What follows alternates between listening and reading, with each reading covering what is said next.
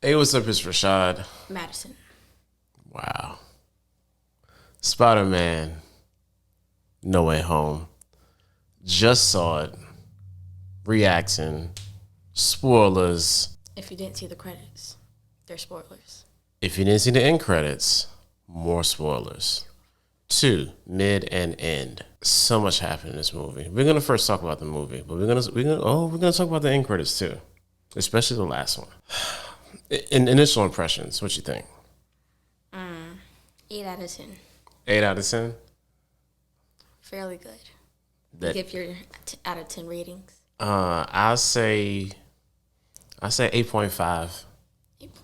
Yeah, 8.5 out You of just want 10. to outrank me, huh? Yeah, just a tad. I mean, like, because I don't want to be hyperbolic. You know what I'm saying? Because coming out of it, new feels. It's like, all right. I'm not sure if I actually like the movie for the movie, like, being the thing, or, like, the, seeing all the Spider-Mans together and, like, the villains. I think I like. Yeah, that's a good point. I think the all of it. All right, so right off the bat, they come in with Number one, Public Enemy. yes. J. Jonah Jameson starts on right where Far From Home ends. He's swinging around, and then he gets home. Boom. He said, "Yo, we need to find a lawyer." Guess who shows up? Freaking Matt Murdock. You know what I'm saying? Matt Murdock shows up. Not only Matt Murdock, but Charlie freaking Cox from the amazing Daredevil Netflix. You know what I'm saying?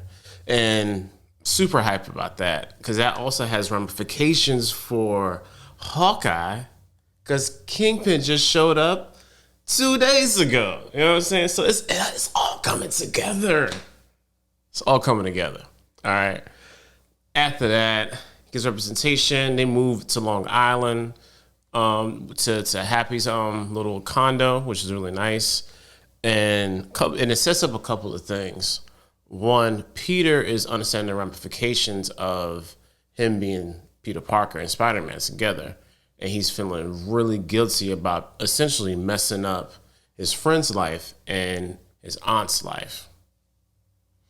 So he goes to Strange, as you probably already seen in the trailers, to cast a spell to make people forget him. So in the process, he's trying to make the spell, and he's trying to ask him to it at the last second. Strange's like, "Yo, shut up, you little stupid kid," and boom, Strange messes up the spell because he's trying to have everybody forget who Spider-Man is. But what happens? Everybody from other dimensions end up coming who remember and know who Spider-Man is. And that's the whole twist when it comes to you seeing like Goblin, or Doc Ock, or Electro, or Sandman, and everybody that you saw in the trailers. And it was interesting how they I can put this finagled them into the movie, and it didn't seem like really odd. How'd you feel about that? It was good. Like, no smooth transition. Yeah, it it really felt like an homage to the first two set of Spider-Man movies because there was a lot of okay. You ever heard the phrase nostalgia porn? Okay. Yes. So it's okay. So that's really it wasn't that. And that's what I was afraid of. I thought it was gonna be like, oh, Andrew Garfield's here and Tobey Maguire's here. He's gonna be doing all the little it wasn't they made it not cheesy. And I was really happy for that. The only thing that I really didn't like was how we got to basically the whole midpoint of the movie. So at the end of the first act, Strange ends up trapping two of the people. He got Lizard and he got Doc Ock, right? Mm-hmm. And the fact that when Green Goblin was still around and Norman Osborn, of course, he has like a some sort of like multiple personality disorder, and he flips back to Norman Osborn, and Green Goblin is of course suppressed. They don't know that because it's MCU. And Aunt May basically gives Peter the moral dilemma. He said everybody needs a chance, you know. So their whole mode and mission is to help them live, because essentially they go back to the universe, they're gonna die because all of them essentially are already dead. They all explain their little points about how when they got there, they realized they're all about to be gone. Yeah, some version of Peter Parker is about to off them, and that's like that's the driving point of the plot for the beginning of the second act through the end of the movie. And the moral dilemma for me, it really seems super. I was like, man, this is trash. Like I hate that this is about to be this. But by the end of the movie, like it was satisfying because we actually had stakes. You feel what I'm saying? So that gives him to like the whole point of like, even when Green Goblin kills Aunt May, you know what I'm saying? Which was tragic, but still, even on her dying deathbed, so to speak. Death ground. Death rubble, death vestibule. So either way, the even the whole great power, great responsibility line, like it wasn't forced, it wasn't corny. Like it really. I still say it was a bit corny. I mean, but like for me, it was like, oh man, like this is a good time to kind of insert that in there, seeing how we didn't get it. We didn't get Uncle Ben death. As far as we know, there was never an Uncle Ben. You know what I'm saying? It was just Aunt May. Aunt May died. And even when the other Peter Parker said, they understood what's going on, trying to give him some sort of solace. And Somebody's going together. Yeah. And they were basically finishing lines and all that good stuff. So let's get into the whole Spider-Man of it all. When the scene when Ned stole Doctor Strange's sling ring, by the way, and Peter trapped him in the what's that crap called, the mirror dimension, which was a good scene too. He outmathed the wizard because he's good at geometry. Yeah, math rocks. So it doesn't sucks. Hard. Yeah.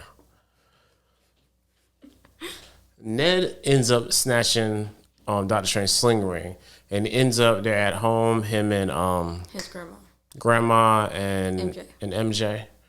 And he basically uses sling ring by mistake, and sling rings on find Peter. So sling rings, and then boom, Andrew Garfield comes through. You didn't really show the whole little. It doesn't matter. I'll explain. Okay. He was focused, thinking about Peter, and he did a little, and MJ saw sparks. And then he continued on. It wasn't like a first time thing. Sparks. As you made it out to be. I'm sorry. I didn't mean to mislead anybody. That's why I fixed it. Thanks. Mm-hmm. All right. It ends up doing that. And then it was like, yo, they had this whole back and forth. Real funny back and forth about, yo, you're not Spider-Man, I'm our Spider-Man. And the grandma had a bit too. Like, it was a fairly funny movie. It was. You know what I'm saying? There was a lot of emotional beats to this movie. And like, cause like from the mid of the second act on through the end of the third act, like Peter Parker was crying the entire time. MCU Peter. He was a mess. Sad. Yeah. I would have been too. Yeah, everybody's dead. Not everybody, I'm just joking. So the whole thing is, okay, so there's one MacGuffin. And that is the like the box that Strange has. I again saw in the coming attractions that Peter had in his hand when he bumps him into the astral plane. It's kind of like this little pendant. Yeah. Box form. Yeah, it sort of is. It has the same like motif as the top of the Sanctum Sanctorum, like the. It's like his pendant in the little Sanctorum, but in Tesseract form. It is like a Tesseract. Thank you. So, speaking of Tesseracts, the arc reactor. So Spider-Man, Far From Home, the same technology that they had it in the movie to make his new suit. He was going to use that to help make whatever to help cure, so to speak, all the other multi-dimension villains, so to speak. So he made a piece for Doc Ock first because he saw that the chip in the back of his neck was faulty, and put that out. Boom, changed it, and Doc Ock is like, he's pretty much cool. So Green Goblin, being Green Goblin, basically manipulated the rest of them and trashes everything. Electro, who's there? Who was cool? Jamie Foxx, not nerdy one from the last movie. They had a little subtle. Max. Yeah, they had a subtle acknowledgement to that too, which was funny. They take that machine, the fabricator, that is actually powered by the the arc reactor from Iron Man 2 when he ends up making a new element. I forgot the element was called. But he ends up using, it's the same type style reactor. And that, of course, was made from the Tesseract. So, yeah. It's all coming together. So, ends up, Electro takes that. He's like Super Saiyan Electro now. And they disperse. Aunt May dies because Green Goblin is always on some crud. And then Peter Parker he's sad and lonely. Sad and lonely boy. So it goes to the school rooftop. Yeah. Rural, not country. City. Still in the city. Yeah, I said rural. It's definitely not rural. Yeah, I meant to say Roof. It's all good. So go to the roof. Peter's all the other Parkers coming in to console him. Basically ended up to the end of the movie. And I was afraid that the action was going to be very muddy and like can't really see nothing because it was at nighttime. So they're like Batman with a little whole full moon in the background, all of them posing. Yeah, there was some definite like real good shots of just a lot of stuff, especially like the end of the movie. Like when the sun came up, that felt real Michael Bay-ish to me for some reason. Like panning, sun. Only thing we needed was some sun flare. It would have been like, boom. Dune. Full J.J. Abrams-ish. And Dune with Michael water. Bay. Dune with water. Zendaya was in it. Dune. Water edition. Water World. That was a garbage movie, by the way. So all that. So like, end of the movie comes, and then the thing is, the only way they can fix the spell. And the fabric of reality was actually breaking by the end of the movie, because Green Goblin again being trash puts a bomb in our MacGuffin and explodes it, and now Strange is up there doing his best to trying to piece everything together, and it ain't working. Like this certain type of crystal in the sky. I'll find the image later. Yeah, thank you. You really gonna find the image later? I am. All right. I'm actually. I'm gonna put you on to that. So all that happens, and by the time it's over, Geode. It's called a geode. It's a geode? Yeah, I'm pretty sure. Okay. We can look after. Shut up. The MCU Peter Parker basically has to do the original thing that he wanted to do, was let everybody forget that he was Peter Parker. And that fixes the problem. All the other Peter Parkers from the other, all the villains or people that was coming into the dimension, they forget who Peter Parker is. The people who came from other dimensions actually go back to their dimension. And the villains leave. And the villains, that's what I'm talking about. The villains, like Thanos snapped. Yeah, sort of like that. It almost felt like less flaky, more shiny. It felt like Star Trek when like somebody gets like gets beamed up. That's what it felt like to me. Yeah, I've seen it. Didn't mean to sound so disappointed. Nah, it's all good, man. I understand. I knew I was taking a risk with that Star Trek reference. Nerd to the next level. Yeah, your grandfather's a nerd then. You love Star Trek. Anyway, they all go back. Jump to probably about like a couple months, maybe a month. Oh, you never mentioned how the Statue of Liberty has Captain America's shield. It don't get more American than that. The Statue of Liberty had Captain America's shield. And it was using it as a torch, like. Yep. And it fell down because destruction. And they also in Hawkeye said that there was a new improved Statue of Liberty. It's all coming together. I'm sorry. Haven't watched it. I know, because you're That'd be trash. purple from Hawkeye, I'm guessing. It is. It's been there for a while. I know it has. Sorry. I apologize.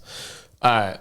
Jump forward to about a month or two. It's Christmas. And, of course, Peter, MJ. Back on his stalker mode. You know what I'm saying? Yeah. Back on being a little creep.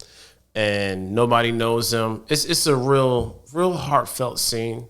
You know what I'm saying? But the thing is, he is happy for them. And that's what really matters to him and deep down in his heart. He low-key forgets that they don't remember him.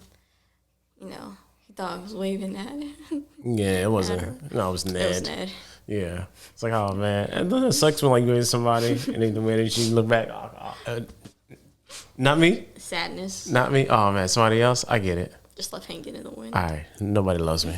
So yeah. So basically that's how the movie pretty much ends him swinging through the town. It's snowing. Real beautiful scene. Boom. First mid-credit. All right. Like the movie though. Good movie. Good movie to see in a movie theater too. Like that's a movie theater movie. First in credit, Venom. What's his real name? Eddie Rock. I said Ernie. Eddie. Ernie Rock. I just know it was an E. Ernie. I don't even know where they were. Somewhere tropical. Mexico. Somewhere tropical. Mexico. Drinking. And My ties. I'm sorry. You want to talk? No, go ahead and speak up, Sick. And the bartender explaining to him everything that's going on, all this Avenger stuff, because, you know, he's about to be introduced into all this wonderful, real Marvel stuff. You know, he's a part of Marvel, but, like, all this beautiful Marvel stuff. Mm-hmm.